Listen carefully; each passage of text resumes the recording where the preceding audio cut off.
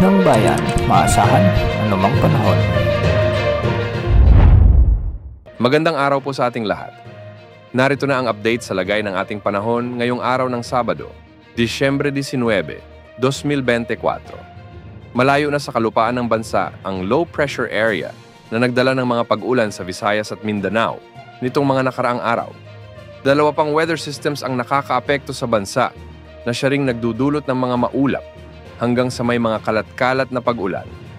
Sa ngayon ay umiiral muli ang shear line at ito ang magdadala ng maulap na mga kalangitan na may kalat-kalat na pag-ulan at pagkidlat-pagkulog sa Calabarzon, Mimaropa, Bicol Region, ang buong Visayas at sa Dinagat Islands, kaya hindi inaalis ang posibilidad ng mga biglaang pagbaha at pagguho ng lupa.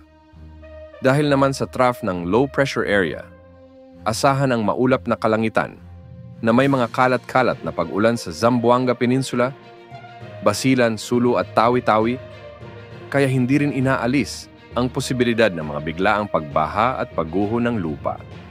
Samantala, magdadala naman ng malamig na panahon at maulap na kalangitan na may mga pag-ulan ang amihan o northeast monsoon sa Metro Manila, Cagayan Valley, Cordillera Administrative Region, Aurora, Nueva Ecija at Bulacan.